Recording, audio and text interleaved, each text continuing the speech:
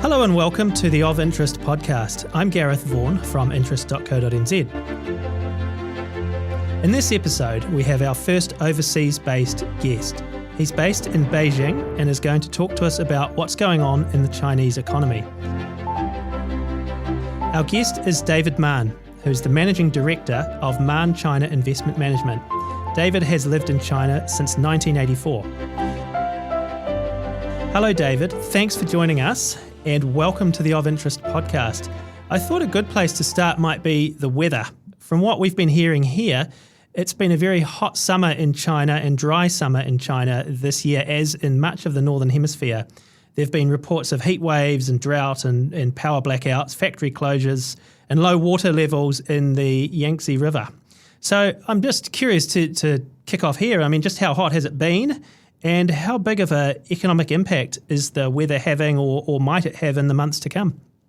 Well, Gareth, it's a key question that's much discussed these past few weeks here. Yes, China's had the hottest summer since records began in 1961. It's always hotter than China records anyway. In Beijing, for instance, most summers, it has not shown more than 39 degrees, whatever the temperature.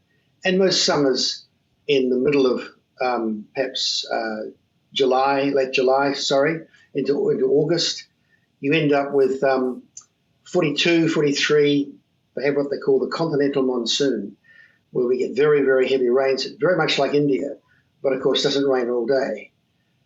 Even with that, we've exceeded anything that certainly I've experienced in my almost 40 years living here. A couple of weeks ago, I live in the center of Beijing near the Forbidden City. I was walking around the alleys and it showed on my very reliable weather app, it was 46 degrees. I flew to Shanghai 2 days later where the temperatures were 43, 44. And this is not a dry heat. This is a very humid and very oppressive weather. So yeah, you're right. It's one of the hottest summers in recorded memory, but the extremes are better exemplified by the fact that Sichuan province, which is very dependent on the movement of the Yangtze River and its tributaries, has really had a complete collapse of much of its hydro-driven power system. So factories have had to close. There's been limited electricity supply to some cities, and there's some weeks to go before we expect that effective drought to be broken. So it's having major ramifications on the economy. And these headwaters, they're not really the headwaters, but it's upstream. Problems upstream, in a sense, go all the way to Shanghai, Hangzhou, Suzhou, these cities that also depend upon energy being stored in terms of dams from the river. So there are major issues this summer. It's going to affect industries like the car battery industry. If you look at Sichuan, it's the major center for mining lithium. It's also a center for the manufacturing of car batteries. So a very crucial industry, a very dynamic industry, and what is a slowing economy is also being hit. So yeah, it's a major issue. And looking ahead, is it going to be a problem for harvests? I mean, I guess autumn is probably a key period for that, and rice would, I'm guessing, be a fairly important crop. What are there concerns looking ahead to that? Yeah, China's always managed to maintain good harvest levels, often by bringing in grains that weren't normally there. Not that it's faking anything, but it actually will bring in things like cottonseed. For some time, rapeseed was not included, but then later was. And the Chinese harvests have hovered around 400 million tons over many decades. Very stable. Unfortunately, already prior to the summer, it was quite clear China was going to have one of its worst wheat crops in over a decade. This also causes issues because, of course, the Ukraine war and Russia's inability to harvest effectively and ship this year is affecting global prices. So China is really looking at some core issues in terms of its ability to produce grain. This year's weather means the harvest in general will also be poor. The rice harvest won't be as good, but also the corn harvest. And the corn harvest, apart from human consumption, is one of the vital areas for animal feed. And China's dairy industry, China's about 70% now independent in dairy. Over 65% of dairy farms in China are scale farms. Therefore, they depend on feed formulations, and corn is the core of those formulations. So they've got some major issues facing them. But China stores grain. It also stores meat. It's got massive oil reserves. So it's going to cost the country, there's no question.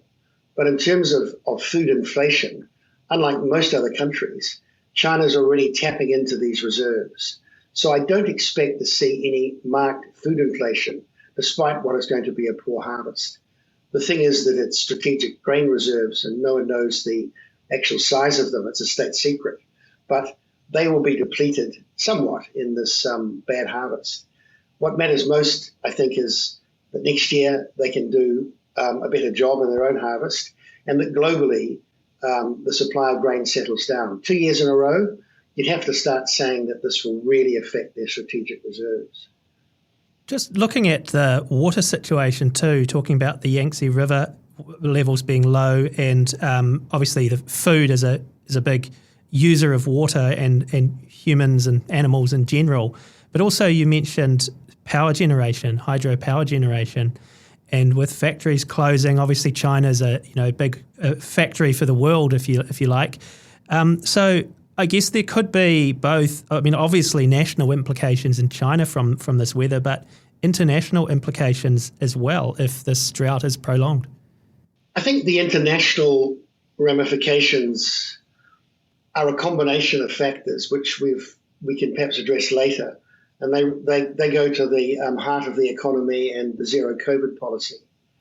I think from an energy perspective, there's a few things. One is that China, while it stores water very effectively in its hydro dams, there's also a lot of wastage, and there's also a lot of inefficiency in the way that the power that's generated is stored.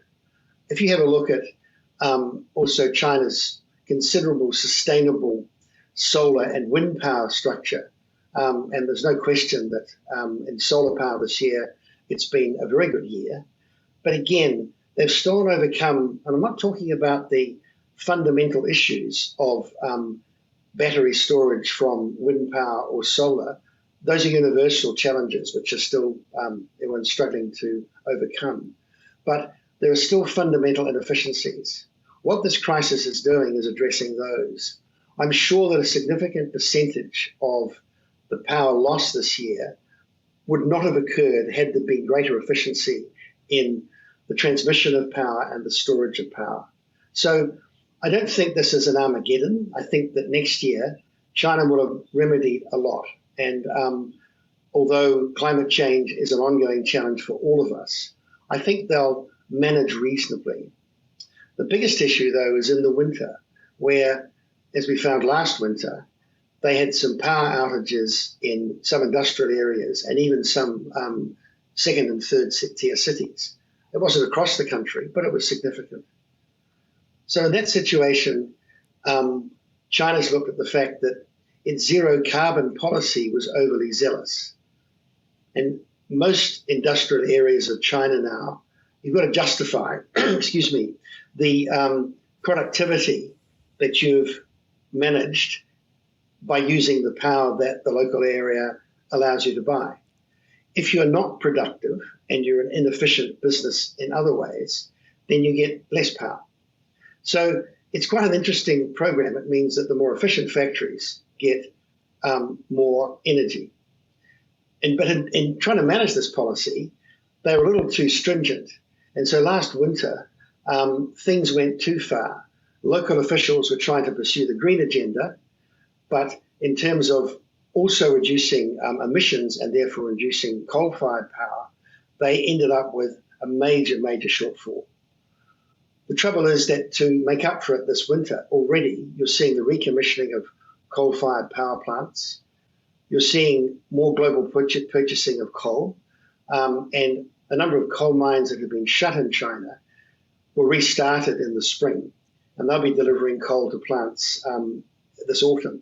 So China's going to have a setback in terms of its carbon emissions targets and general pollution.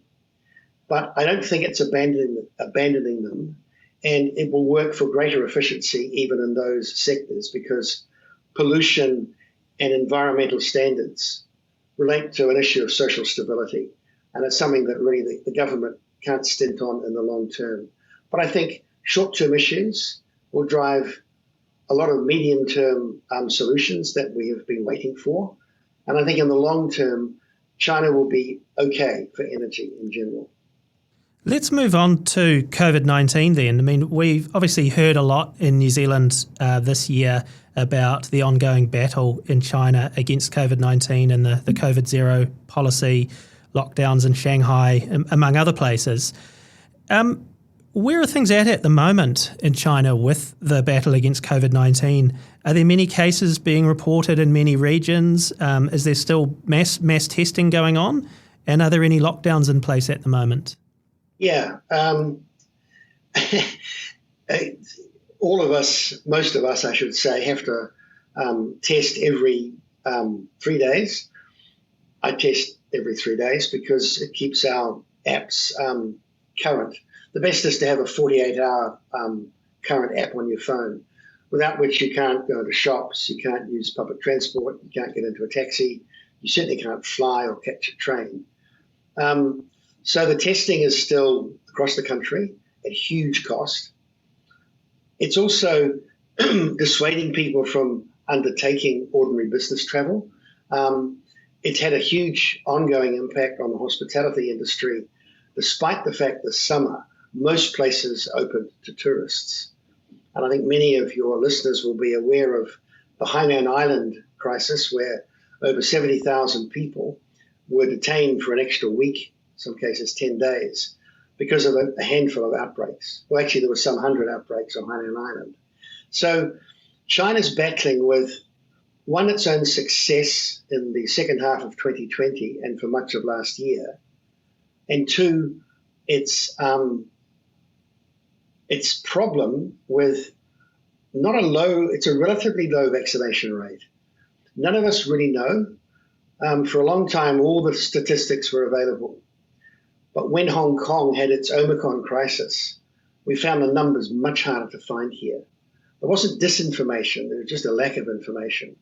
Shenzhen didn't go the way of Hong Kong and managed the first wave of Omicron quite well, and within 10 days, the city was pretty well open again. Shanghai was an absolute disaster. And it's hard to even begin to conceive of the economic, but even more importantly, psychological and social cost of locking down 25 million people. We had clients whose staff were literally running out of food. I mean, 4 people in an apartment, 2 packets of noodles left, and a rotten apple. And that's an actual quote from a German company that we're involved with. Now, we managed to help get food to that group of people. But if you were a migrant worker who were a piece worker on a factory, washing dishes in restaurants, perhaps sleeping out the back, these people had a horrendous time. But the rich also couldn't get any priority in terms of access to supplies. So they're confined to their apartments. They can't exercise. They're worried about their own food supply. They also have begun to realize that most COVID cases were asymptomatic. The number of people that got very sick were very few. For a while, families were being separated because one member had COVID, so children were separated from their parents. That didn't last long because there was a huge backlash. So the zero COVID policy has had a massive impact on the economy and the society. And at the moment, there's a lot of questioning of, has the government moved away from using science as its main reference, or is it now political? Is there a fear in the government that as long as they keep the low death toll, they're delivering something to the society? And opening up more will bring unintended consequences, not social unrest, but concentrations of Omicron in what is now a COVID naive society.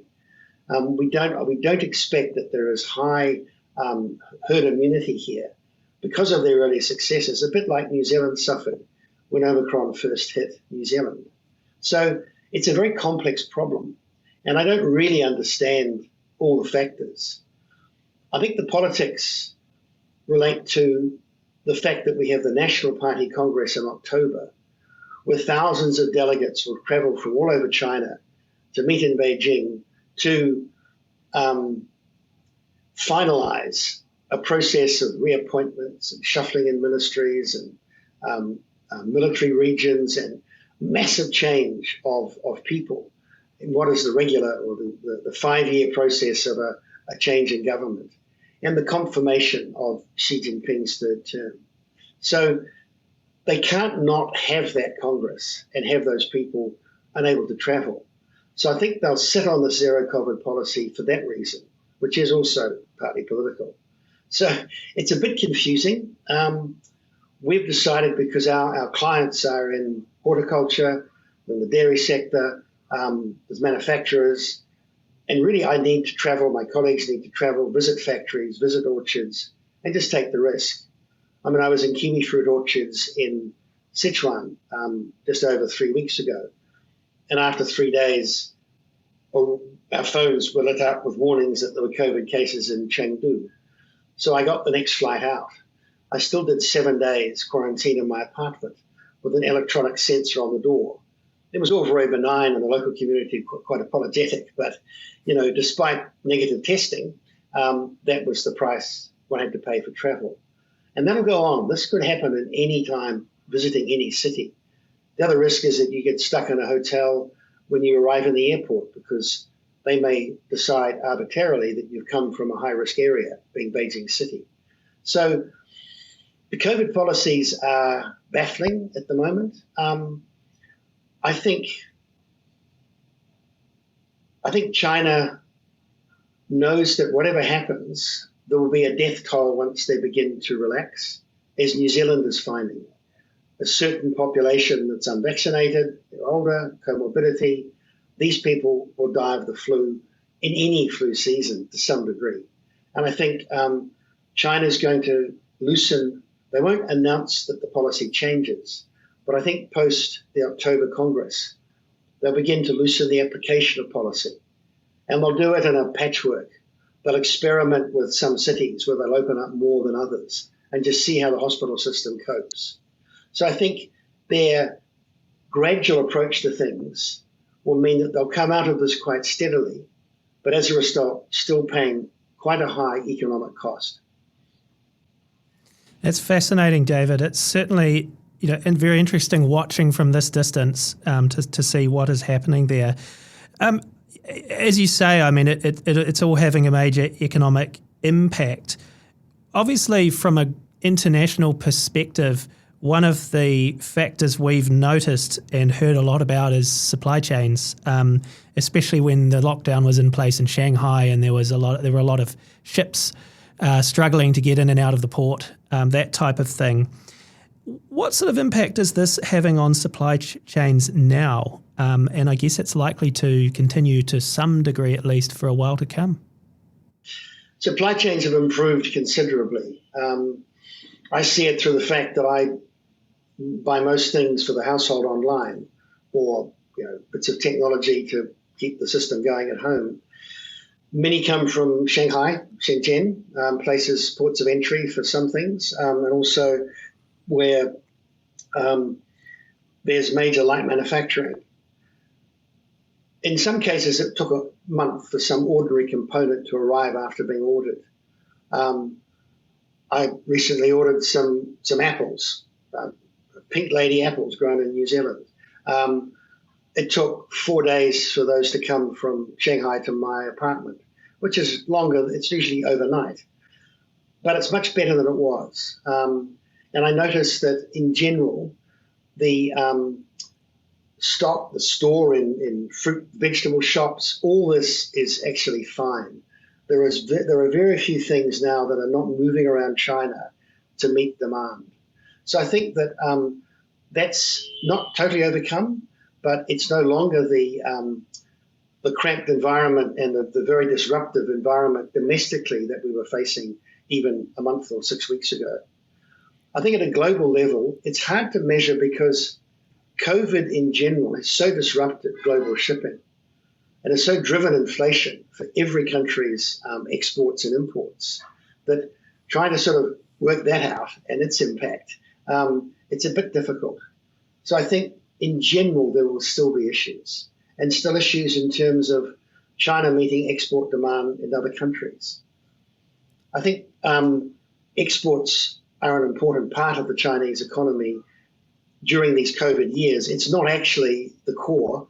The main thing is consumption and services, and of course, domestic investment. China has long ago stopped being a country dependent upon its trade account. But for the global economy, you want Chinese demand for global goods to continue to recover. You want domestic consumption to recover. And so you want global supply to improve and inflation on shipping and logistics to come down. So those are things which I don't think anyone can answer. And it may not be until the middle of next year that we come to some normalcy. I don't believe, by the way, that we are inevitably facing a 10-year recession. I don't believe that inflation is locked in, either domestically or globally, for China or, for that matter, New Zealand. There are many things, many tools at government's disposal that can prevent that. But definitely China is one of the main engines of the global economy. So what happens here in terms of supply is very important. You touched on inflation there, and that segues nicely into my next question. You'll obviously be well aware that here in New Zealand we've got our highest inflation in 32 years at the moment. We've had, interest rates certainly rising from sort of July last year until a month or two ago. They've now stabilised to some degree. But very much it's been a story here this year of high inflation and rising or high interest rates. And obviously that's the same in the US and Australia and Europe. Just wondering, how is it in China? I mean, how high is inflation in China, and what has been happening with interest rates in China this year? Because of the stores of food that I referred to, pork, grain, you've got a buffer, you've got a resource to prevent inflation hitting the consumer. So the one thing that has always driven inflation here has been the pork cycle, pork being the most consumed meat. Still over 75% of our meat consumed in China is pork. And if you look at that, that's related to the fact that there are booms and busts. It's about an 8-year cycle. Pork prices rise because people entering the middle class are buying more and more expensive products, more high quality pork. It's been a driver of the last few years. Everyone piles in, there's oversupply, people go to business, and the market crashes. So we had this as a kind of flux really since reform began. So normally it is the price of pork that drives food inflation. And food inflation is the universal issue here. Other products, even you think of ordinary consumable products, consumer products, this is not what people focus on, the price of vehicles, appliances. This is not something that Chinese consumers worry too much about. They'll just wait because you have high savings here. Salaries have increased, not just for factory workers, but for white-collar workers exponentially in the last 15 to 20 years. So your urban population has more cash than your average New Zealand urban middle-class person. They can wait. They're not on the edge of not having a fridge. It's a new product often in many people's case that they would look at the appliance market, for instance, or renovating their house. So as long as China can control its food prices, which it can, the inflation that New Zealand's suffering is not going to hit. And in terms of energy, they also have huge stores of oil, of gas here, oil and gas, both. So far, that has been well managed. China also has renminbi-denominated contracts with Russia and the Central Asian republics.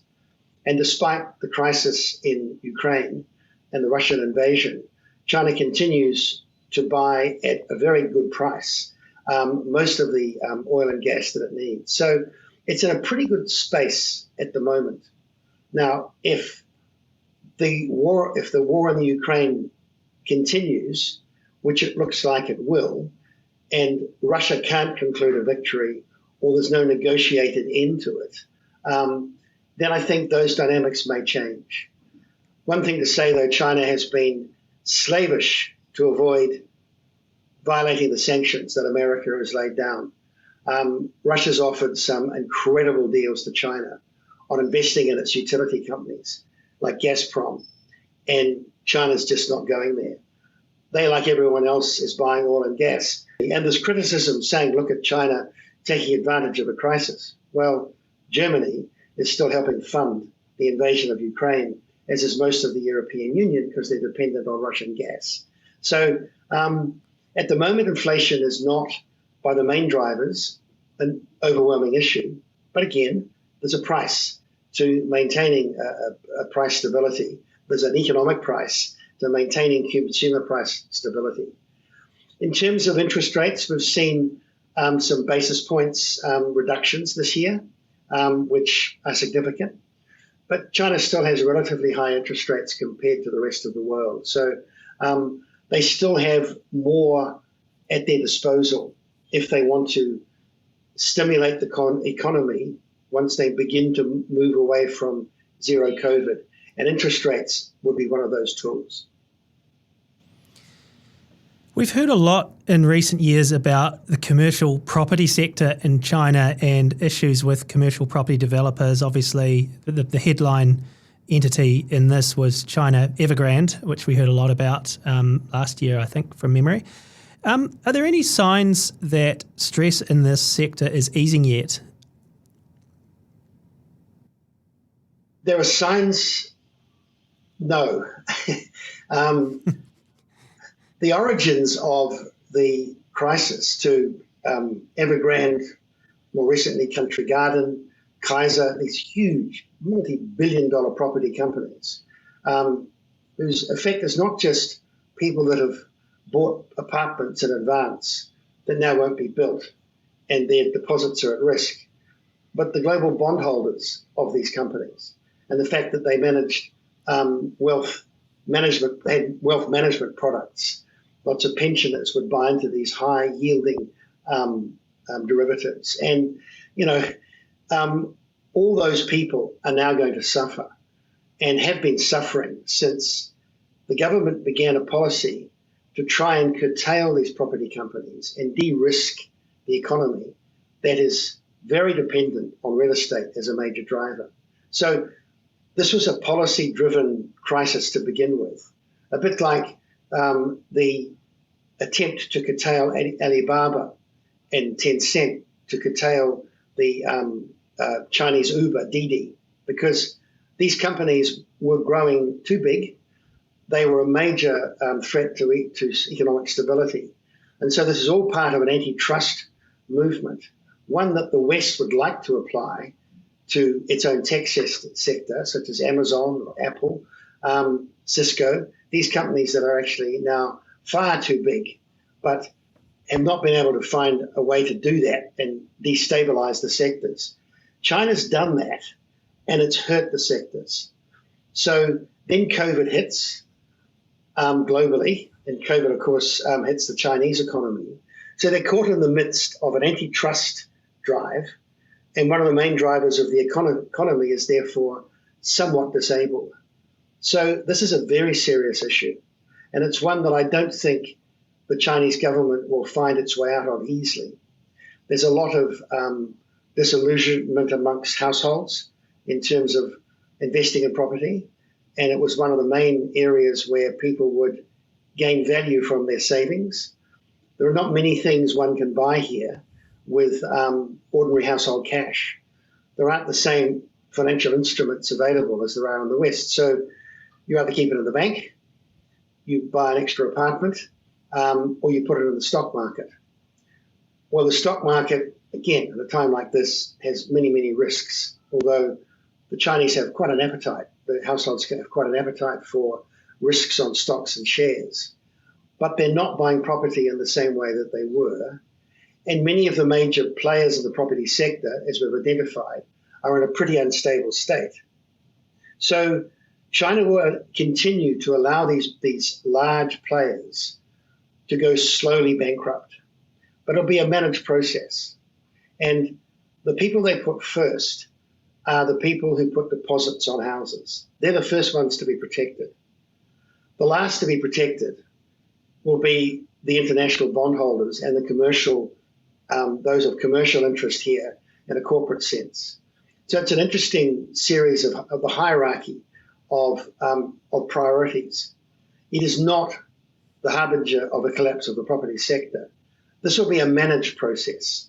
And at the same time, they can lower mortgage rates, which are uncommonly high. They can, given the global rates by comparison, the deposit rates that are required are much higher than they would be in the West. In 2020, you needed a 40% deposit in coastal cities to buy your house. The second apartment, you had major problems getting bank funding even then. This could be loosened up so people could enter the property sector and have greater access to buy, which in a sense is not creating the bubble that often would occur. When you make money cheaper, of course, you end up with a lot of speculation. Chinese government's very good at looking at people buying a second apartment. It's fine, it's another income. Multiple purchases are normally not backed by the banks. So again, there's a policy which stops the kind of speculation that often creates inflation in the property sector. They can lower the reserve rates of banks in general. And China's unique in controlling the reserve bank, the reserve rates which banks must hold in cash. They can loosen that up because they're very conservative. So there are lots of tools at their disposal. I think they will use them. But these big players will continue to fall. And it's not going to be very good for the holders, particularly internationally, of the bonds. They will get very, very, very poor returns, cents on the dollar in some cases. So I'm not an expert in the sector, and if anyone is exposed, they should take professional advice.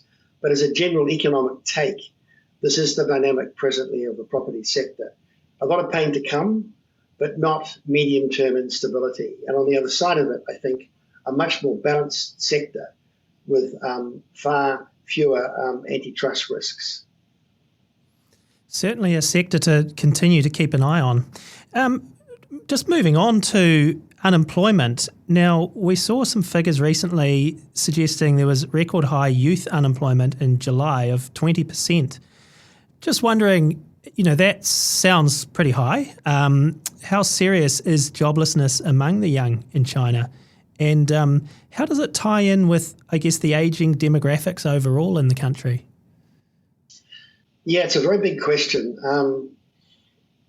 The youth unemployment every year is pumped by the 20 million or so graduates that leave universities, expecting good jobs for their degrees. And not only have they had problems because of COVID and not being able to have access to interview for those jobs, but also there is a general shift in demand in terms of skills. I think you've got a lack of vocational training in China, a lack of practical skills. There's been a move in the tertiary education system to address that. It's a hard shift to make because, of course, everyone wants a good university degree in finance or business, economics, engineering, and if they can get that, it's great, there's good jobs. But there's also a huge need for more practical skills. So this is a change that's coming that I think will address a lot of issues. But right now, there are many, many young people unemployed. And there are many that are not recorded as unemployed. So the real figure, which is around 5%, 4.7%, is higher, because people who don't have a what is a residence certificate for cities, it's called a hukou, and it essentially means that you're an urban or a rural dweller. Many people that work in cities, a great number, have a rural residence permit, not a city residence permit, so they can live and work here and rent apartments. But the kids can't go to the secondary schools, they don't get the health insurance. When something hits, as COVID hit industry, and factories reduced numbers or they shut down or restaurants closed, and the general service industry began to disgorge workers, they went back to their small towns and villages. And technically, in the Chinese government's mind, they're back in their rural areas where they can farm. So they're not unemployed. Well, many of these are 2 generations from being farmers. They have no idea what to do on the land. They come from a village, that's true, and perhaps their parents farmed and still farm. They don't. They got a degree in, they got skills in computer science, technology, and mechanics, engineers. They're working as waiters. They're domestic helpers. They're doing jobs which are semi-skilled and unskilled, but reasonably well paid, multiples more than they would have earned in the countryside. So now they're back in that countryside and they don't have work. So this is an issue. Unless the Chinese economy can get back to work, unless the service sector can have the confidence, the restaurants can open fully again, and the general hospitality sector can recover, a lot of these people won't leave those areas. And that poses a problem in a scattered micro sense, but not in some unified mass unemployment sense. They're not concentrated in one place. They're scattered across rural China, and some of them are in quite remote areas. So it's an issue, and going forward, employment is an issue. There's falling birth rates, so of course there's going to be fewer and fewer younger people coming through, and that's somewhat of a relief. Whereas if China had a much younger population and they were moving as swiftly as they are to the robotics and industry, many new factories that open and businesses, they don't employ many people. China is a highly technologically advanced industrial society. In robotics, in many sectors, it leads the world, certainly in car manufacturing. So there are issues, definitely there are issues. But I think this is a semi-socialist government. So they will ensure that there are jobs for these people. They mightn't be in the cities they want to go to, but China will invest in things. They will certainly create the kind of programs for poverty alleviation that also addresses urban poverty in a way that there won't be a major crisis. But again, there'll be a cost, and they'll get a social gain out of what will be an economic cost in terms of the country's finances. But I think they'll muddle through it. There'll be areas of issues. That in some towns, there'll be a higher incidence in youth crime and those things, which I think is inevitable. But again, not a crisis. Then you go to the older demographic. Now, that is a big issue.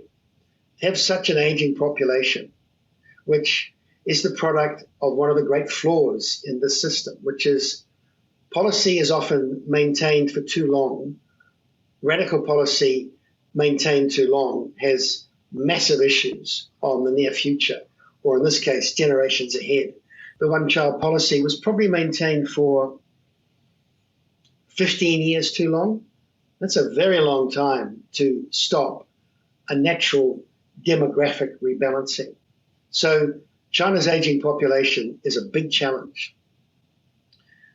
One of the things that it'll provide, though, is for those 60% of Chinese people that are still technically rural workers, many of them not that well educated, they're reasonably educated, literacy, numeracy, but not such that they can go and work in a financial firm or a bank in a major city.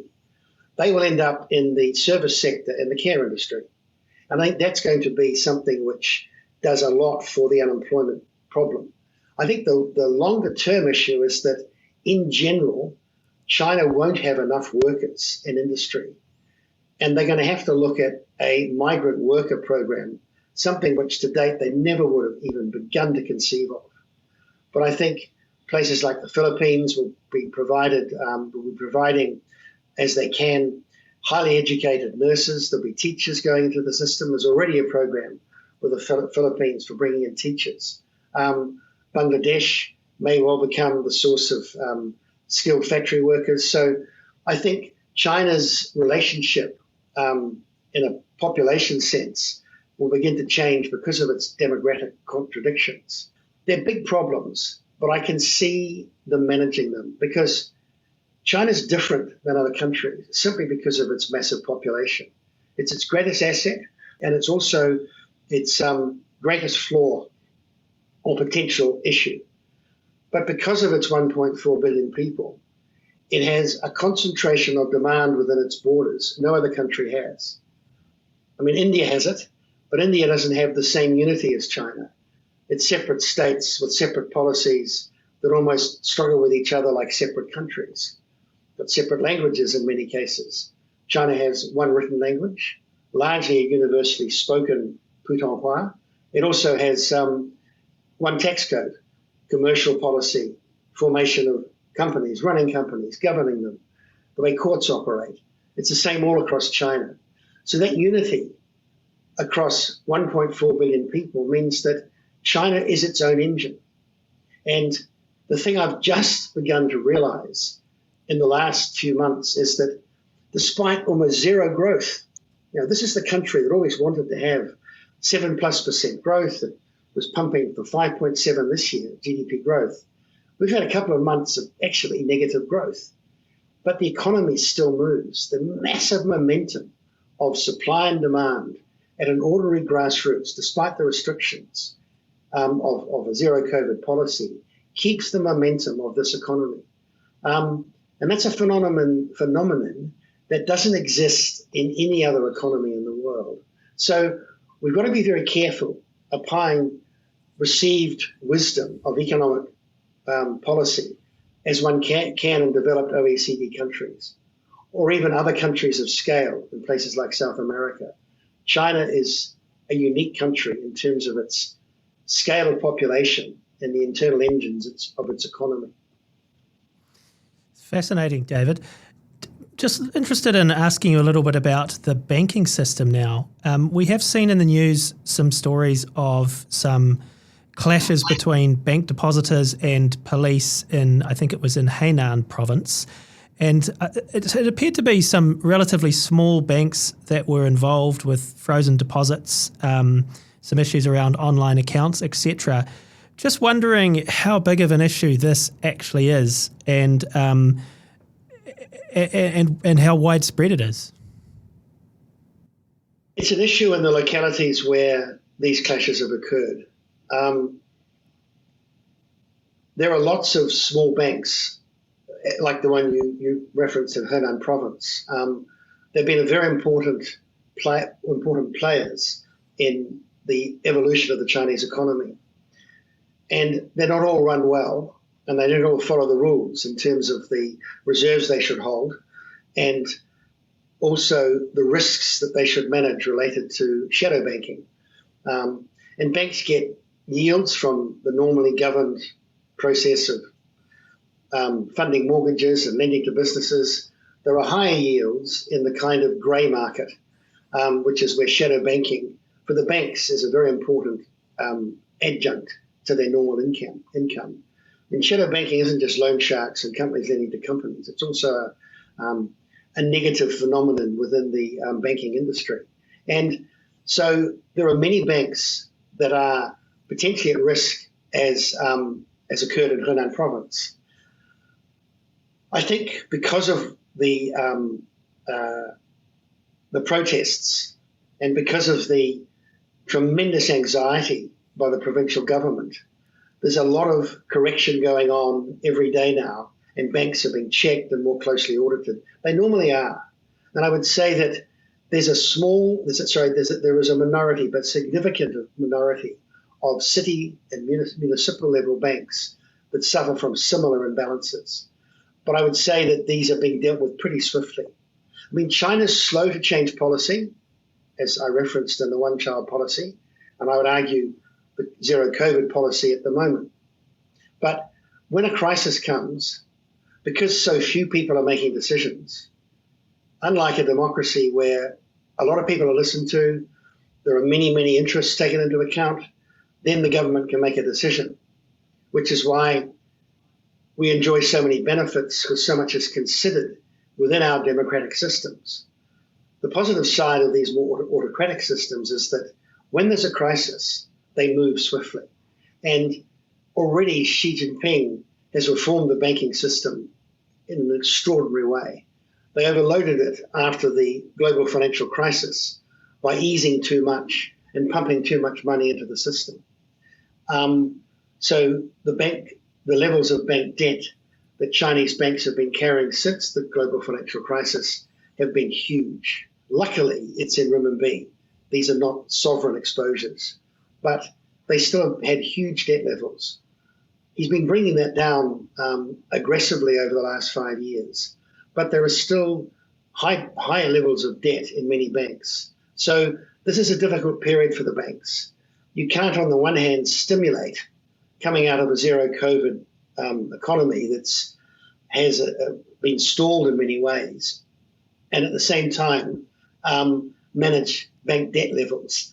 So there's a real tightrope for the Chinese government to walk in its banking system. Fortunately, the core of the banking system is the major state-owned banks, and they're in good shape. So in the end, problems will be local, it won't be a national problem, and it won't affect the main drivers of the economy. David, that's really fascinating discussion. We could go on and on, but we probably should wrap it up here. That's David Mahon, Managing Director of Mahon China Investment Management, joining us from Beijing to talk about the Chinese economy. I'm Gareth Vaughan at interest.co.nz, and this has been another episode of our Of Interest podcast.